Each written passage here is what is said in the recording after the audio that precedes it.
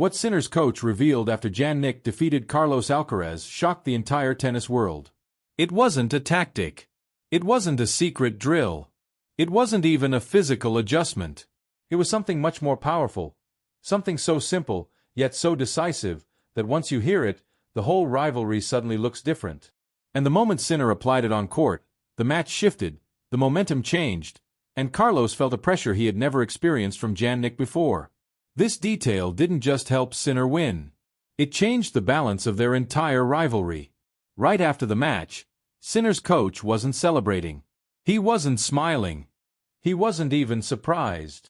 He walked calmly toward the media zone, and when a reporter asked what made the difference today, he said a phrase that instantly captured everyone's attention. "We removed the noise." At first, nobody understood what he meant. But then he explained it, and suddenly everything made sense. This wasn't about hitting the ball harder. It wasn't about strategy boards or complex patterns. It was about something deeper, a shift in mindset that allowed Sinner to play the cleanest, purest tennis of his career. For months, Sinner had one recurring problem against Alcaraz. He tried to match Carlos's explosiveness.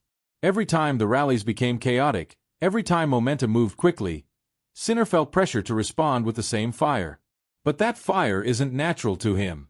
He is not a player built on chaos. He is a player built on clarity. And that clarity disappears when he tries to enter Alcaraz's game. Sinner's coach said something surprising. When the match gets loud, Carlos wins. When the match gets quiet, Jan-Nick wins. That line alone explained the entire match. So Sinner focused on silence. Not literal silence, but mental silence. The coach told him before the match, "Don't chase him. Make him chase you." And that changed everything. Instead of reacting to Alcaraz's creativity, instead of being pulled into the unpredictable rhythm, Sinner slowed the match down inside his mind. He controlled the tempo, not by hitting softer, but by choosing clarity over chaos. He didn't swing harder. He didn't take wild risks. He simply refused to let the match become what Carlos wanted it to be. Inside the Sinner team, they call this approach clean pressure. Pressure without emotion, without panic, without noise. And for the first time, Sinner executed it perfectly. His coach said, "We asked him to breathe between moments, not between points." It's a strange instruction, but extremely powerful. Between moments means during the emotional spikes, after a long rally, after a missed chance, after an Alcaraz highlight shot. Those are the seconds when Carlos thrives, when intensity fuels him, when he grows taller. But Sinner didn't give him that energy. He slowed everything down, internally, even when the stadium was roaring. That's why he looked so calm. That's why he never spiraled. That's why Alcaraz started hesitating. At one point during the match, Sinner hit a simple cross-court shot instead of going down the line for a winner. His coach later explained why. "We only attack when the mind is quiet." That's the detail that changed everything. They weren't chasing perfect tennis. They were chasing perfect intention. Every shot needed clarity. Every shot needed purpose. No improvising. No emotional swings. No letting Carlos drag him into the kind of tennis that he dominates. This new version of Sinner didn't panic when Carlos played something brilliant. He didn't rush. He didn't speed up. He returned to silence, to clarity, to the mental rhythm that keeps him steady. And that rhythm began to frustrate Alcaraz. Because Carlos loves chaos. It unlocks his creativity. But Sinner was not giving him chaos anymore. He was giving him stillness. And stillness can be suffocating. At one changeover, you could see it clearly on Alcaraz's face. Confusion. He expected the match to explode at certain moments. He expected Sinner to fold under pressure. He expected adrenaline to tilt the match in his favor. But the opposite happened. Every attempt to raise intensity died in Sinner's calm. Every burst of energy dissolved. Every emotional momentum that usually lifts Carlos simply disappeared. Sinner's coach said something after the match that perfectly summarized their approach. "Carlos plays with storms. Jan-Nick wins when he becomes the sky." It sounds poetic, but it's true. Carlos rises in the middle of chaos. Jan-Nick rises above it. And in this match, Sinner didn't allow the storm to grow. He didn't allow emotions to take control. He didn't allow doubts to enter. Removing the noise meant removing Alcaraz's oxygen. And without that oxygen, the match slowly shifted in Sinner's favor. What makes this detail so powerful is that it's not physical. It's not tactical. It's psychological. And once you understand it, you realize how dangerous this new version of Sinner might become for the future of their rivalry. Because Alcaraz never struggled with Sinner's shots. He struggled with Sinner's clarity. And clarity is much harder to break than technique. Before we continue, make sure you subscribe to World News Tennis, the only channel that tells you what's really happening behind Alcaraz, Sinner, and the future of the ATP Tour. After the match, Sinner sat down with his coach in a quiet room far from the noise of the stadium. The atmosphere was calm, almost too calm for a match that had carried so much tension. But that was exactly the point. His coach wanted him in a space that mirrored the mindset they had trained for. Silence, clarity, intention. Jan-Nick wasn't smiling. He wasn't celebrating. He was processing. And the first thing his coach told him was simple. Now you see what happens when you trust the quiet. Jan-Nick nodded, because he felt it during the match. He felt how the silence inside him guided each decision, each step, each swing. His coach asked him how he experienced the match from inside the court. Jan-Nick took a few seconds to answer, then said, "I didn't follow Carlos. I followed myself." That line immediately revealed the transformation that took place. In previous matches, Sinner tended to react to Alcaraz, responding to the pace, the unpredictability, the energy. But today, for the first time, he separated himself from the rhythm that Carlos loves to create. He played in his own world, a world where his heartbeat controlled the tempo, not the noise coming from the other side of the net. The coach leaned in and asked, "When did you feel the shift?" Jan-Nick answered without hesitation, "When I stopped trying to win points the way he wins them." That insight was remarkable. He realized that Alcaraz thrives through improvisation and intensity, but those same traits are dangerous for a player like Sinner. He needed intention, not impulse. He needed purpose, not reaction. And once he understood that, the match changed shape completely. What surprised the coach most was how naturally Jan-Nick adapted to this new mindset. He didn't force it. He didn't overthink it. He simply allowed the quiet to take over. During the match, he told himself something small but powerful: slow inside, fast outside. It meant being mentally calm while allowing his body to respond with full speed and precision. And that combination created a version of Sinner that even Alcaraz struggled to read. The coach replayed some key points on a tablet. In one rally, Alcaraz tried to inject chaos with a sudden drop shot, expecting Sinner to react emotionally, rushing forward, breaking his posture, getting flustered. But Sinner didn't bite. He moved in with controlled calm, placed the ball back with intention, and immediately reset his balance. That single point revealed the entire psychological shift. As the coach played it back, he said, "Right here. This is where you stopped being the player who tries to keep up, and became the player who decides." Jan-Nick watched quietly, analyzing his own face on the replay. His expression was steady, eyes cold, no emotional spikes. He said softly, "I didn't feel the need to impress. I just needed to stay present." That sentence struck his coach, because that had been the missing piece against Alcaraz for months. When Jan-Nick tried to prove himself, he rushed. When he rushed, he made mistakes. When he made mistakes, Carlos took control. But today, Sinner wasn't proving anything. He was discovering something, a new gear that comes not from force but from mental purity. The coach then revealed the detail that made the biggest difference, the detail he hadn't shared publicly, the detail that changed everything. "You didn't defend today, you absorbed." That concept may sound small, but it is transformative. Against a player like Alcaraz, defending can turn into panic. But absorbing pace, absorbing pressure, absorbing chaos, allows a player to neutralize the emotional spikes of the match. And once Sinner began absorbing instead of reacting, Alcaraz's creativity lost its power. Jan-Nick nodded slowly and said, "I felt him pushing, but the push didn't enter." That phrase was striking. It meant that Carlos's emotional energy, the rush, the intensity, bounced off the mental wall Sinner had built. And once Alcaraz realized that his usual weapons weren't breaking through, a subtle tension appeared in his movements. A hesitation. A flicker of doubt. And that's when Sinner found his opening. The coach pointed out another moment on the replay. A long rally where Alcaraz hit an explosive forehand that usually shifts momentum instantly. But instead of getting pulled into the storm, Sinner took one calm split step and redirected the ball with perfect control. His coach paused the video and said, "That's the moment he felt you weren't chasing him anymore." And when Alcaraz senses he's no longer being chased, the dynamic changes. He begins to search for new answers. He begins to overreach.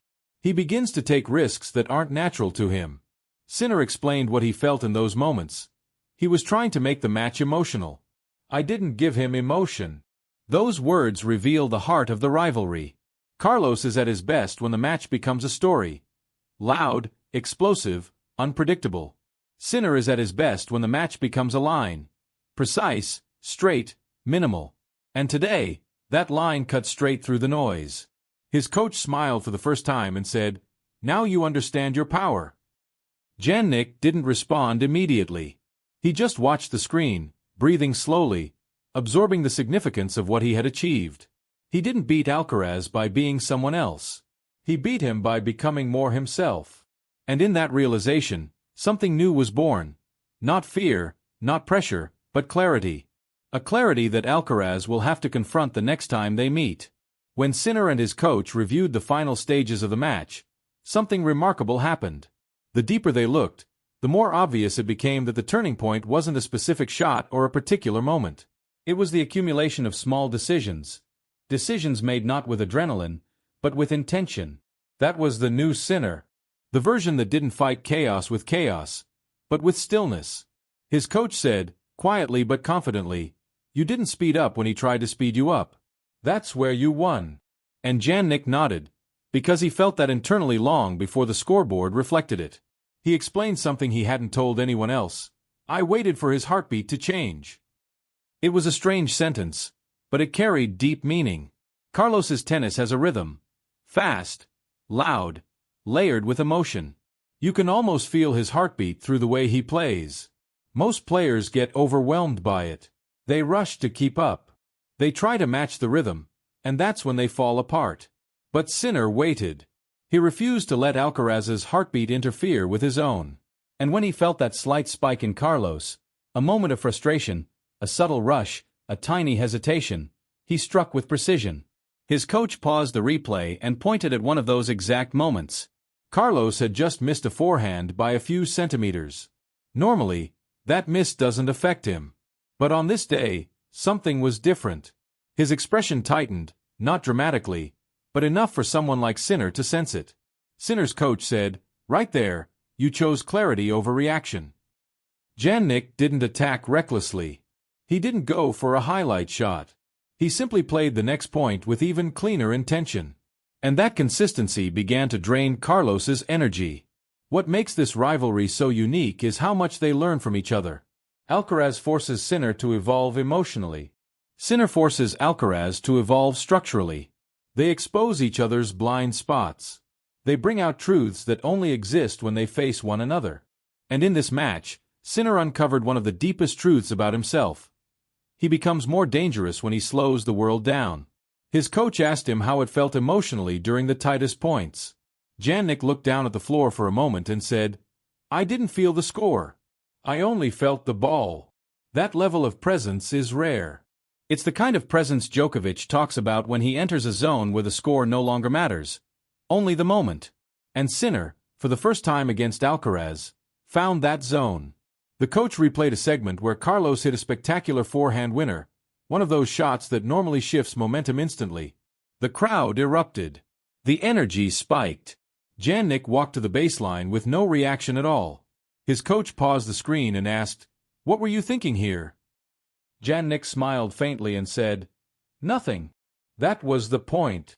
He didn't let the theater of the moment pull him into Carlos's rhythm. He didn't rush to respond with a big winner of his own. He returned to his silence, the mental space where his clarity lives.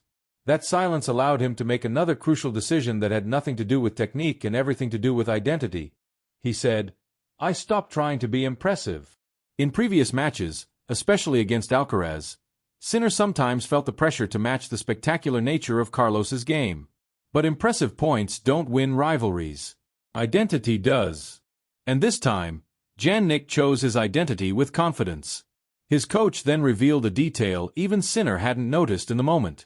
He said, "You didn't retreat once. Not mentally." Carlos often forces opponents backward. Mentally, emotionally, physically. But Sinner stood his ground inside himself. His footwork stayed forward, his posture stayed strong, his decisions stayed clean. That simple refusal to retreat created a subtle psychological pressure on Alcaraz. Carlos started to feel like he needed to create more, push more, force more. And that's when clarity beats creativity. Sinner watched another moment on the replay where he redirected a heavy Alcaraz shot with effortless timing. His coach paused it and said, "This is the new version of you." Jan Nick studied the image and realized something important. "I wasn't thinking about him. I was thinking about space." That comment revealed how deeply the mindset shift had reached. He wasn't reacting to Alcaraz's swing. He was responding to the geometry of the court, angles, zones, flow, instead of the opponent's narrative. The more they watched, the more Sinner understood the full impact of the detail his coach had introduced, removing the noise. That idea didn't just quiet the match. It quieted Jannik's internal world. It allowed him to move with purpose, breathe with intention, and play with a purity that even he hadn't accessed before. His coach said, "When you remove the noise, you remove his power." And Jan Nick realized that this wasn't just a tactic for one match. It was a roadmap for the future of the rivalry. Then something shifted inside him. Not excitement. Not relief. Something calmer. Something sharper. He said quietly, "This is who I need to be every time I face him." His coach looked at him with a mixture of pride and certainty, because he understood what Jan Nick meant. The rivalry has entered a new phase. A phase where intention beats chaos. A phase where clarity meets fire. A phase that will push both of them to grow beyond what they imagine. In that quiet room, far from the stadium lights, Sinner embraced the identity that could define the next decade of battles against Alcaraz. Not noisy. Not emotional. Not reactive. But clear, still, and unshakably present. And Carlos will feel that new version the next time they meet. When the review session started to wind down, Sinner's coach switched off the tablet and let the room fall into complete silence. It wasn't an awkward silence. It was the kind of silence that reveals truth. Jan Nick sat still, hands together, eyes focused on the floor as if he were replaying the match entirely in his mind, but now from a different angle. Not from the perspective of survival, but from the perspective of control. His coach studied him and finally said, "You didn't just win today. You learned how to guide him." Jan Nick didn't react immediately. He was thinking too deeply, feeling the weight of what that sentence really meant. When he finally looked up, he said something that surprised even his coach. "It felt like he was waiting for me to panic." The honesty in that line cut straight into the psychology of their rivalry. Carlos is a player who thrives when opponents show cracks, when they panic, when they rush. His entire style feeds on those emotional openings. But today, Sinner didn't give him one. Not a single one. There was no moment where he lost the rhythm, no moment where doubt entered, no moment where the noise broke through. And that absence forced Alcaraz into unfamiliar territory. His coach nodded and replied, "That's because you finally understood that pressure isn't something you fight. It's something you dissolve." That concept became the core of everything Sinner achieved. He didn't resist Alcaraz's intensity. He absorbed it until it lost meaning. Absorption, not reaction. Quiet, not noise. Clarity, not emotion. And once he mastered that, the entire match tilted. Sinner leaned back in his chair and said softly, almost as if confessing something new to himself, "I didn't feel him as loud as before." That was the breakthrough. Alcaraz's game will always be explosive. But Jan Nick had learned to reduce its emotional volume. He filtered out the spark, the chaos, the bursts of brilliance that usually change the course of the match. For the first time, he didn't play the Alcaraz who overwhelms opponents.